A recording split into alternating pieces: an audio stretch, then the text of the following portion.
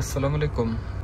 আজকের এই ভিডিওতে আমরা দেখব ডেল ভাস্ট্রো i7 11 জেনারেশন এই ল্যাপটপে কিভাবে বায়োস সেটআপ করে আমরা উইন্ডোজ করতে পারবো সেই ব্যাপারটা দেখব। তাহলে এই ল্যাপটপে বায়োসে প্রবেশ করার জন্য আমাদেরকে ল্যাপটপ অন করে কিবোর্ড থেকে F2 কিটি প্রেস করতে হবে। ওকে, তাহলে আমরা ল্যাপটপ অন করি।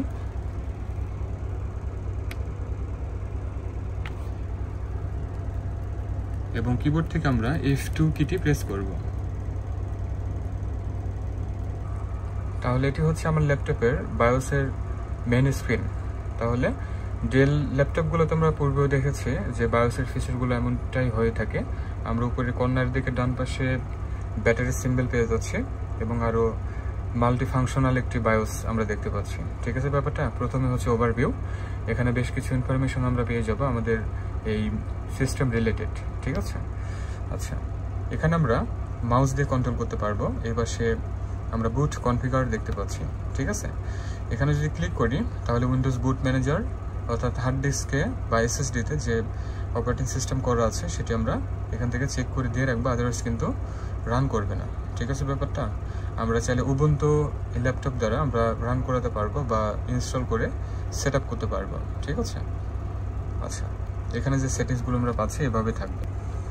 এবং এই ল্যাপটপের একেবারে নিচের দিকে আমরা পাচ্ছি লোড ডিফল্টস। তার মানে হলো কম্পিউটার তৈরি হওয়ার সময় বা ল্যাপটপ তৈরি হওয়ার সময় যে ধরনের বায়োস ছিল সে ধরনের যেতে চাইলে এই অপশনটি আমাদের সিলেক্ট করতে হবে। ঠিক আছে, আর এর পরবর্তীতে এই পাশে যদি কোনো সেটিংস আমরা চেঞ্জ করে থাকি, যেমন এখানে অনবোর্ড নেটওয়ার্ক ইন্টারফেস কার্ড অর্থাৎ আইপি ভার্সন 6 আমাদের দরকার নেই, আমরা আনচেক করলাম। এখন জাস্ট আমাদের এখান থেকে অ্যাপ্লাই চেঞ্জেস করতে হবে, আদারওয়াইজ কিন্তু সেভ হবে না। ঠিক আছে ব্যাপারটা? দেখুন এখানে সেভ কনফার্মেশন চাওয়া হচ্ছে। ঠিক আছে, আমরা এখান থেকে ওকে প্রেস করলে তাহলে সেটি সেট হবে। ওকে, আর যদি এখান থেকে কোনো সিস্টেমকে অর্থাৎ কোনো বুট সিকোয়েন্সকে যদি আমরা উপরে নিচে করতে চাই, যেমন এখানে উবুন্টু, তাহলে এই পাশে আমরা অ্যারো পাচ্ছি, এখানে যদি ক্লিক করি তাহলে উপরে নিচে নেওয়া যাবে। দেখুন আমার উপরে চলে আসলো, আবার আমি নিচে চাইলে নিচে আমার চলে আসবে। ঠিক আছে ব্যাপারটা? ওকে, তারপরে হচ্ছে এই পাশে ইন্টিগ্রেটেড ডিভাইসেস আমরা পেয়ে যাচ্ছি। এখানে সিস্টেমের ডেট এবং টাইম খুবই গুরুত্বপূর্ণ, অনেক সময় এটি আমাদের সেট করা লাগবে। যদি কোনো কারণে সিস্টেমের ডেট টাইম ঠিক না থাকে সেক্ষেত্রে কিন্তু এই সিস্টেম রান হবে না, অর্থাৎ ল্যাপটপটি রানই হবে না। ঠিক আছে ব্যাপারটা?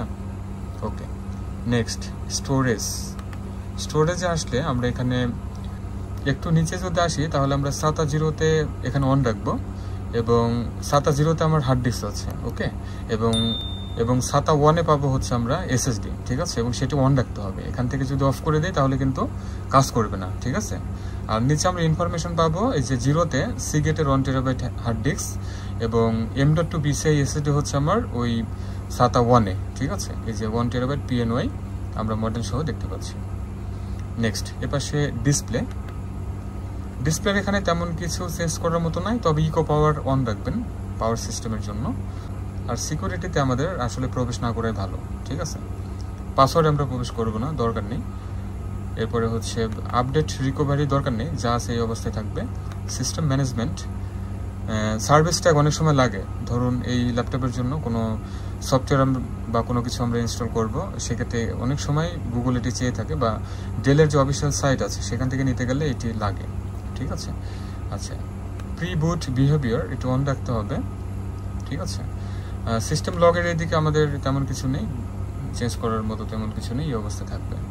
তো আমরা যেটি করব, আমাদের এই ল্যাপটপে যখন উইন্ডোজ সেট আপ করবো আমরা পেন ড্রাইভ থেকে করি আর যেভাবেই করি না কেন সেটি প্রথমেই ইনসার্ট করে নিতে হবে।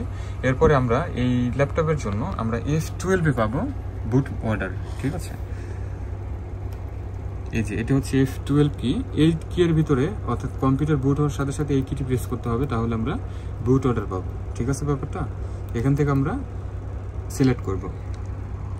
আর এই ল্যাপটপের মডেল আমরা কর্নারে পাচ্ছি, এই যে ভাস্ট্রো 153510, এটি হচ্ছে এই ল্যাপটপের মডেল। ঠিক আছে ব্যাপারটা?